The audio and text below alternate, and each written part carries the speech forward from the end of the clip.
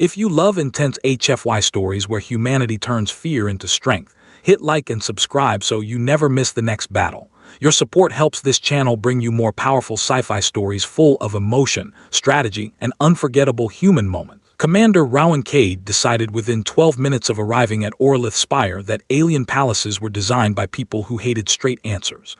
The place floated above a blue gas giant like a crown made of glass, silver bone, and arrogant lighting. Every hallway curved for ceremony. Every door opened slowly, as if even the hinges expected applause. The human delegation had been received with perfect manners, which Rowan trusted less than open hostility. Queen Maren Soloth had not met them yet. That part made sense. Rulers did not greet foreign commanders at the docking gate like tired hotel staff. The humans were escorted to a guest wing, offered rest chambers, ceremonial drinks, and a polite warning that the queen would receive them after the third bell. Admiral Helena Marr accepted all of it with diplomatic calm. Admiral Cassian Holt waited until the alien attendants left before muttering, "They are making us wait." Rowan dropped into one of the absurdly tall chairs and said, "Maybe. Or maybe the queen has better things to do than admire our shoes." Major Vera Sloan stood near the window, scanning the guard pattern beyond the glass. "Cade, try not to insult the furniture before talks begin." Rowan looked at the chair arms. "Too late. This thing insulted me first." The guest wing quieted after the attendants withdrew.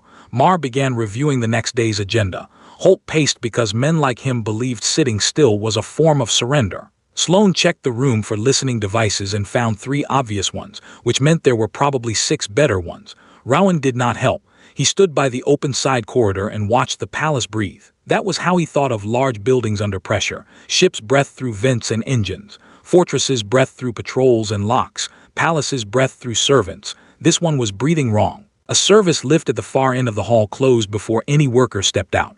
2 royal guards crossed the same junction twice in 5 minutes, not patrolling, searching. A food attendant carried an empty tray toward the inner wing and came back without it, walking faster. Rowan said, "Sloan." She did not look up. "I see it." Holt stopped pacing. "See what?" Rowan nodded toward the corridor. "Either this palace has terrible choreography or something is being moved without wanting an audience." Marr's eyes sharpened. "Do not leave the wing." Rowan gave her a small smile. "Of course, Admiral," Sloan sighed. "That means he is leaving the wing." He left without making it look like leaving. That was an old habit from border inspections where looking official mattered less than looking uninteresting. He followed the outer corridor past a wall of living crystal and stopped when 2 palace guards came through a side arch. Their armor was correct. Their posture was not. One spoke low into his wrist comm. "Section 6 is clear. The children are being redirected." The other replied, "No mistakes. The queen must receive the human blame before the bodies are found." Rowan did not understand the full sentence. He did not know who the children were, or why Section 6 mattered, or what human blame was supposed to mean. But he understood enough to feel the floor tilt under the conversation. He waited 3 seconds, then followed. The guards moved quickly through servant passages that became narrower and less decorated the farther they went. Rowan kept distance, passing servants' alcoves, laundry lifts and security doors opened with high court access. He was not familiar with Orlith Spire, and he did not pretend to be. Twice he nearly lost them when the corridors split without signs. Once he had to duck into a storage niche while a patrol went by speaking too loudly about a false alarm in the West Gallery. That confirmed his suspicion. Real guards did not talk that much during a crisis. People performing normality did. The 2 guards finally stopped outside a nursery annex marked with a soft gold seal. Rowan saw a woman in pale caretaker robes blocking the door. She was small, elderly, and shaking, but she held herself in front of the entrance like a wall. "You have no authority here," she said. One guard answered, "Authority changed tonight." The caretaker turned toward the alarm panel. The second guard shot her before she reached it. Rowan went still. The woman hit the floor without a scream. That was the moment the strange became simple. Rowan drew his sidearm. Inside the annex, 3 children stood frozen beside a low table covered in bright learning stones. The oldest girl had silver hair braided with tiny blue rings and was trying to keep one younger child behind her. A boy with wide dark eyes watched the dead caretaker through the open door and did not cry, which somehow made it worse. The smallest girl clutched a soft animal toy with both hands. Rowan did not know their names. He did not know their rank, but their clothes were too fine, their security bands too advanced, and the dead woman outside had died too fast for them to be ordinary. One of the fake guards raised his weapon toward the oldest child and said, "Cleanly. Then we move the bodies." Rowan stepped into the doorway and fired 3 times. The first shot took the shooter in the neck seal. The second hit the guard near the window before he finished turning. The third guard fired wildly, missed Rowan by a handspin, and died against the wall with his weapon still raised. The room rang with sudden silence. Smoke curled from Rowan's pistol. The children stared at him, then at the three bodies, then at the caretaker in the hall. The smallest began to tremble. Rowan lowered the weapon slowly and lifted his empty hand. "Good news," he said, voice calm despite the blood roaring in his ears. "I am probably not the worst person in this hallway." None of them smiled. The oldest girl backed away and pulled the others with her. "You killed the guards," she whispered. Rowan glanced at the dead men. "Yes, that part is going to look bad without context." From deeper in the palace, alarms finally began to scream. Rowan looked at the children, at the murdered caretaker, and at the royal seal glowing above the nursery door. "Listen to me," he said. "I do not know who you are yet, but someone very much wants you dead, and I am the only idiot standing here who seems annoyed by that." The oldest girl swallowed hard. "Are you taking us?" Rowan looked toward the corridor where more boots were already approaching. "No," he said. "I am getting you somewhere you can decide not to die." Rowan Cade learned two things in the first 30 seconds after saving the children. First, royal children did not like being rushed by strange humans with smoking pistols. Second, royal children had very impressive lungs. The smallest girl finally screamed, sharp enough to make Rowan wince. The boy grabbed a learning stone from the table like he planned to duel him with education. The oldest girl stood in front of both of them, shaking but stubborn. "Stay back," she said. Rowan kept his pistol low and pointed at the floor. "That would be easier if the murder committee was not jogging this way."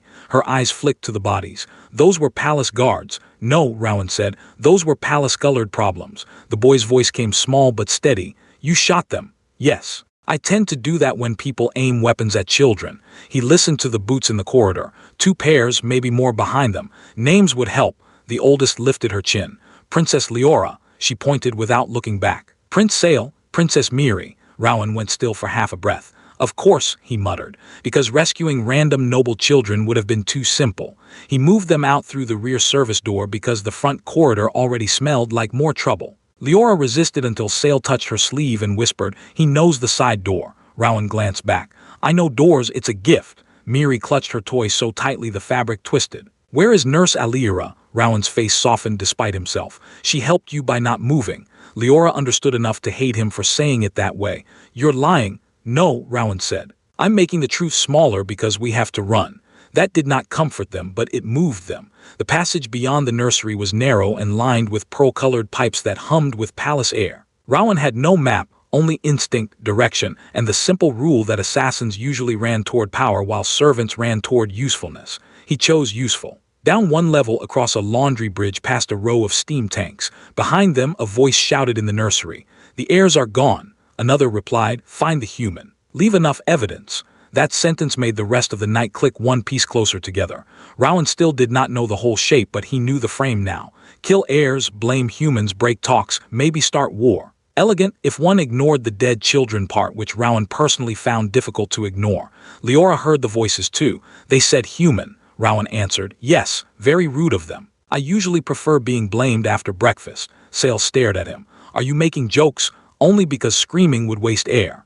They reached a storage alcove where old ceremonial lanterns had been packed in padded crates. Rowan stopped to check the corridor ahead. Bad choice. The children took the pause as a chance. Leora grabbed a palm-sized crystal block from a crate and swung it with every bit of royal determination she had. It hit Rowan above the temple with a hard crack. Stars burst across his vision. He staggered back, caught the wall, and barely kept from dropping his pistol. "Ow," he said, blinking blood from one eye. That was emotionally uncalled for. Leora grabbed Miri's hand. "Run." Sale hesitated only a second, then followed. Rowan let out a breath that might have been a laugh if his skull had not been ringing. Wonderful. Saved the heirs. Assaulted by the heirs. Diplomacy continues to amaze. He pushed away from the wall and went after them, slower than he wanted, because the corridor kept tilting in ways corridors were not supposed to tilt. The children were fast but scared fast, which meant careless. They turned toward the brighter hall because fear likes light. Rowan heard more boots from that direction and cursed under his breath. Wrong way, little royalty. Above them, in the guest wing, the frame was already tightening. Admiral Helena Mar stood with both hands flat on the meeting table while 8 armed palace guards aimed rifles at the human delegation. Admiral Cassian Holt looked furious enough to start a war with furniture. Major Vera Sloane stayed very still, watching angles, counting weapons. Lord Serac Vare entered with the calm of a man who had rehearsed sorrow. "The Queen has been informed," he said. "Commander Rowan Cade has murdered palace staff and taken the royal heirs." Mar's face did not change, but her voice dropped. "That is false." Serac showed them a security still. Rowan leaving the guest wing, then another of dead guards near the nursery, carefully cropped, perfectly timed. Holt said, "That proves nothing except your palace is bad at doors." One guard slammed a rifle butt into his stomach. Mar moved half a step. Sloane caught her wrist. "Not yet," she whispered. Queen Maren Saloth received the accusation in the Eastern War Chamber while still fastening her ceremonial armor. She had not even met the humans yet. She had returned early from border inspection and expected difficult talks, not blood in her children's wing. Captain Rayleigh Dorn stood beside her, face rigid. Admiral Kersh Von, commander of the Royal Fleet, spoke with controlled anger. "A human officer leaves their wing. Palace guards are dead. The heirs are missing. We must assume hostile extraction." Maren's hand closed around the edge of the table hard enough to make the metal sing. "Assume nothing. Find them." Lord Serac bowed his head. "Majesty, the remaining human commanders are contained. If the children are harmed—" "If my children are harmed," Maren said, turning eyes like winter glass on him, "there will be no language old enough for what follows." Serac lowered his gaze, but not before Rayleigh saw the smallest flicker of satisfaction. It was gone too quickly to name.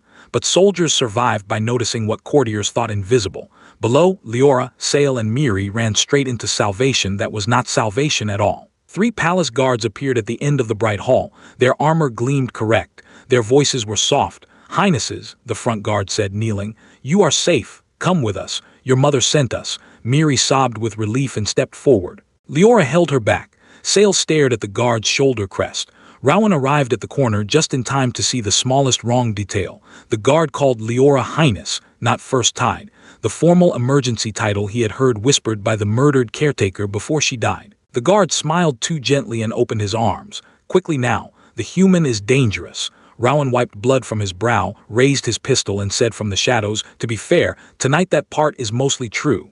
The 3 guards turned toward Rowan in the same smooth motion, and that was the second thing wrong with them. Real palace guards would have split attention between the royal children and the armed stranger. These men forgot the children for half a second, like their masks had slipped and only the threat mattered. Rowan saw it, and so did Sale. The boy's fingers tightened around Miri's sleeve. "You said Mother sent you," Sale whispered. The front guard smiled without looking at him. "She did." Rowan stepped fully into the hall, blood running down one side of his face from Leora's excellent contribution to diplomacy. "That's touching." "Did she also tell you to use the wrong emergency title?" The guard's smile vanished. Leora looked from the guard to Rowan, and confusion hit her harder than fear. "What is he talking about?" Rowan kept his pistol steady. "I'm talking about the fact that these gentlemen are lying, and I would really appreciate it if everyone under the age of 12 stopped making my job harder." The front guard moved first, not toward Rowan, but toward Miri. That ended the conversation. Rowan fired once and drove him backward into the wall before he could grab her. The other 2 drew weapons instantly. Rowan shoved himself off the corner, fired low, and hit the second guard through the knee joint. The third got a shot off. The blast clipped Rowan's shoulder and spun him half sideways into a carved pillar. Pain tore down his arm, but he stayed up because the children were still in the open. "Run left," he snapped. Leora froze. Sale grabbed her wrist. "Left," he shouted, and for once she obeyed him. The children dived behind a row of low ceremonial statues as the third guard advanced.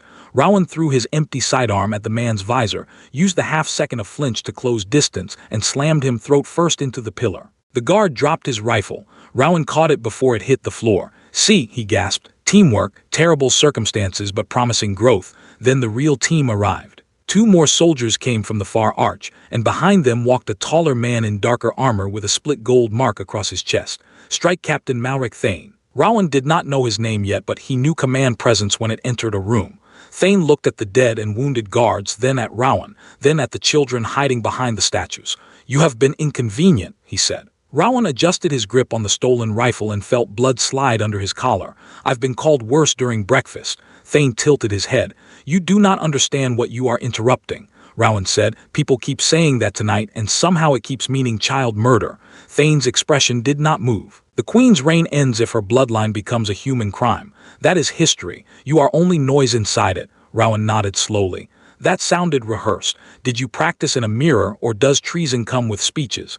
The fight became brutal because Thane stopped wasting time. One soldier fired from the right while the other advanced low from the left, forcing Rowan away from the children.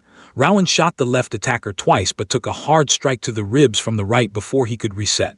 Air left him. The rifle almost slipped. Thane crossed the distance fast, blade flashing from his wrist armor. Rowan barely blocked with the rifle's frame. Sparks snapped between them. "You are trained," Thane said. Rowan grunted and drove a knee into his armor. "You are observant. We should start a club." Thane hit him in the side with enough force to send him across the floor. Leora gasped. Miri covered her mouth. Sale looked like he had finally realized something terrible. Rowan was not winning easily. He was paying for every second. The soldier Rowan had not finished rose behind him with a short pistol. Leora saw it first. Her mouth opened but no sound came. Rowan was on one knee trying to stand, focused on Thane. The soldier aimed at the back of his head. Sale moved before fear could stop him. He snatched one of the heavy ceremonial stones from the display base and hurled it with both hands. It struck the soldier's wrist, not hard enough to break it, but hard enough to ruin the shot. The blast hit the ceiling. Rowan turned, saw the opening, and fired the stolen rifle from the floor. The soldier went down. Rowan looked at Sale for one stunned second. "Good throw," he said. "Remind me never to annoy your family again." Thane attacked in that second and carved the rifle apart. Rowan lost the weapon and took the blade across his side. He slammed back into the statue base, blood blooming dark under his jacket. The children saw it. This time they did not run. Miri started crying soundlessly. Leora stood in front of her again, but now she was facing Thane, not Rowan. Thane noticed. "Move aside, heirs." Leora's voice shook. "No." Thane almost seemed disappointed. "Bravery is wasted on children." Rowan pushed himself upright with one hand against the broken statue. "Funny," he said, voice rough. "I was thinking cruelty is wasted on adults." Thane raised his blade. Rowan had no gun, one working arm, and too much blood on the floor. Behind him, more boots echoed from another corridor. The trap was closing again. He glanced back at the children and said, "When I say drop, you drop. No arguments. I've already been hit in the head once tonight." Then Thane came for him. Thane came in fast, blade low, body angled so Rowan could not read whether the strike was meant for his ribs or throat until it was too late. Rowan did the only thing left that made sense. He dropped before telling the children to. The blade cut air above his head and sparked against the statue behind him. "Drop," he shouted. Leora pulled Miri down. Sale threw himself flat a heartbeat later. Rowan rolled under Thane's arm, caught the broken base of the ceremonial statue with both hands, and drove it into the captain's knee joint. Thane staggered but did not fall. Rowan's injured side screamed. He came up halfway, took a punch to the jaw, and saw the corridor blur white for a second. "You are very committed," Rowan muttered, spitting blood. Thane raised the blade again. "You should have stayed in your room." Rowan gave him a broken smile. "I tried." The chairs were hostile. The second attacker rushed from behind Thane, weapon raised toward the children. Leora saw him and froze, but Sale did not. The boy grabbed the same stone he had thrown before and slammed it into the attacker's ankle. It was a small blow, clumsy and desperate, but it made the soldier stumble. Rowan used the moment. He yanked the fallen rifle strap around the man's wrist, pulled him off balance, and drove him face first into the floor. Before the soldier could recover, Rowan kicked his weapon under a bench. "Sale," Rowan said, breathing hard. "Excellent. Terrible form, but excellent." Sale looked terrified and proud at the same time. Thane lunged again. Rowan blocked with his forearm and felt something tear under the band of muscle near his shoulder. He shoved back, but the captain was stronger, fresher, and armored. The blade slid toward Rowan's chest inch by inch. Then Miri screamed. Not from fear this time, from anger. She threw her soft royal cloak over Thane's helmet. It did nothing useful as a weapon, but it blinded him for half a second. Leora moved next. She kicked the fallen rifle toward Rowan. He caught it with his boot, flipped it up badly, almost dropped it, then fired from the hip. The shot hit Thane's chest plate and knocked him backward into the wall. Not dead, not even close, but down. Rowan pointed the rifle at him and said, "Stay." Thane tried to rise. Rowan fired again, this time into the floor beside his head. That was the polite version. More boots echoed from the far hall. Rowan looked at the children. "Now we leave." Leora stared at the wounded captain. "Is he dead?" "No, why not?" Rowan wiped blood from his eye. "Because I'm busy and murder requires paperwork." He grabbed the children into motion, not gently but not cruelly, pushing them toward a maintenance hatch behind the statue row. Sale helped him open it because Rowan's left hand was shaking too badly to manage the latch. They crawled through into a lower service chamber filled with heat pipes, spare filters, and old cleaning drones stacked like dead insects. Rowan sealed the hatch behind them and dragged a metal shelf in front of it.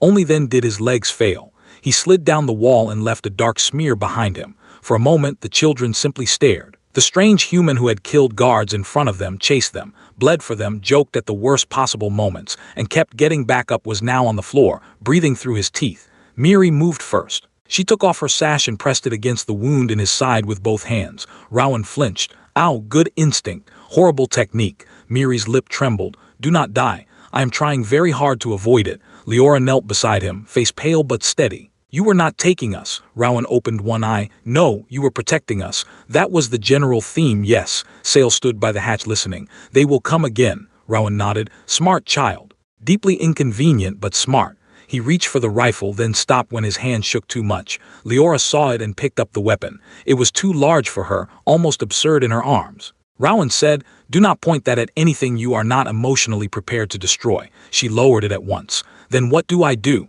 Guard the door with confidence. Most people cannot tell the difference. Above them, Queen Maren Saleth stood in the war chamber while the human delegation remained under armed watch. Lord Sarak Vayer had brought more images now. Rowan in the nursery corridor, dead palace guards, blood on the floor, the missing heirs. Admiral Helena Mar watched the display and said coldly, these images are cropped. Sarak turned to her. Convenient accusation.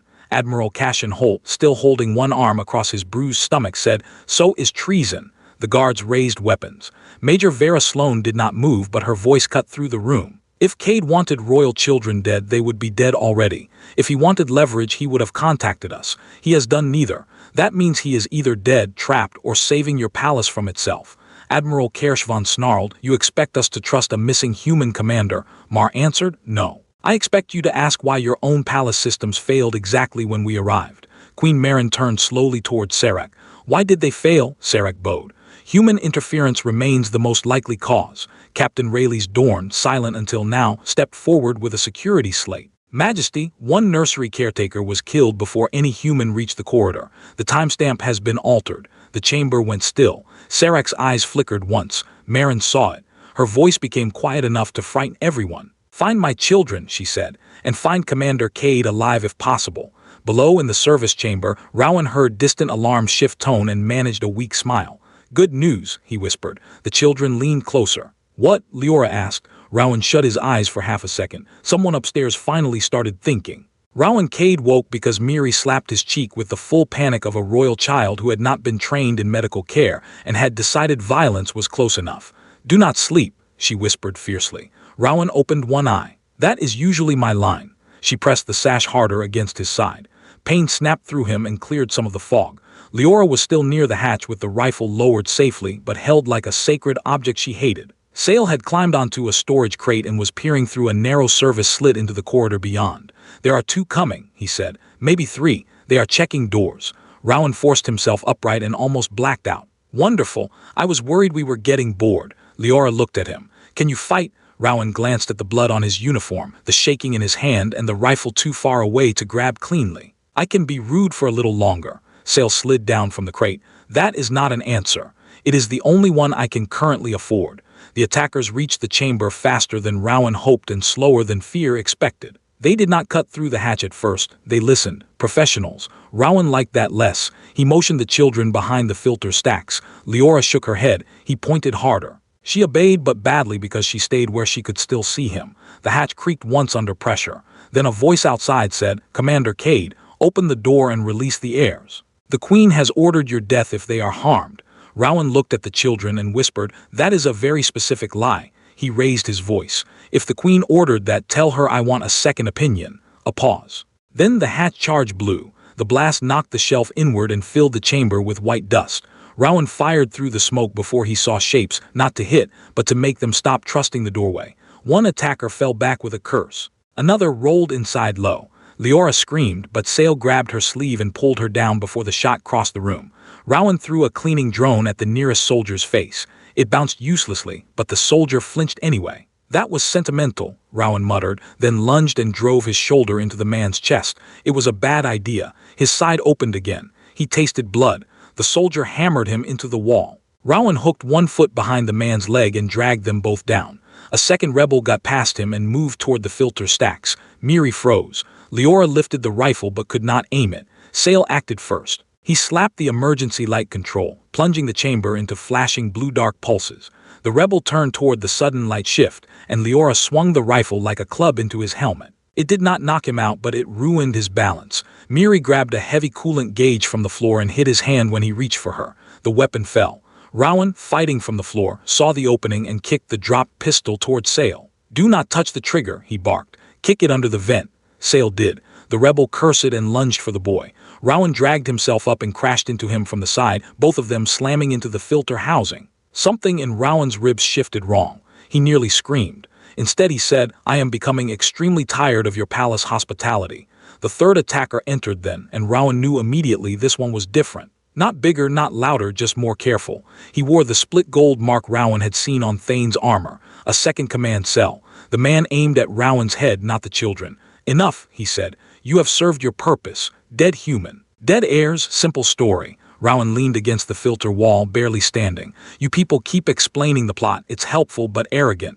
The rebel fired. Rowan moved too slowly. The shot caught him across the thigh and dropped him to one knee. Leora shouted, "No!" The rebel shifted aim toward her. That was his mistake. Miri threw the coolant gauge again with both hands. It hit his visor hard enough to crack the lower lens. He turned, furious, and Sale yanked open the floor purge valve Rowan had pointed out minutes earlier. Pressurized vapor exploded upward between the rebel's legs. He stumbled blind. Rowan used the last clean motion left in his body, grabbed the fallen rifle and fired once. The rebel hit the floor and did not move. For 3 seconds there was only steam and breathing. Then Leora and Sale dragged Rowan behind the filter stack with more courage than strength. Miri pressed both hands to his side again, crying now but still working. "You said you would not die." Rowan blinked at her. "I said I was trying." "There is a difference." Leora's voice shook. "Stop joking. Can't. Medical condition." Sale looked through the service slit and went stiff. "More are coming, but not the same." Rowan tried to lift his head. "How many?" "Many." The wall beyond the hatch lit with royal blue. A command voice echoed through the corridor. "Weapons down. Royal Guard." Rowan exhaled. "About time." Queen Maren entered through the smoke with Captain Rayleigh on one side and Admiral Kershvan on the other, both weapons raised. For one terrible second the scene looked exactly like the lie. Dead palace soldiers. A wounded human commander holding a rifle. Her children behind him stained with blood. Kersh leveled his weapon. "Step away from the heirs." Rowan gave a tired laugh that broke into a cough. "I would love to, Admiral, but the floor and I are in negotiations." Maren's eyes moved to Leora, then Sale, then Miri. "Come here," she said, voice almost breaking. The children ran, but not to her first. They rushed to Rowan and grabbed him like he might disappear.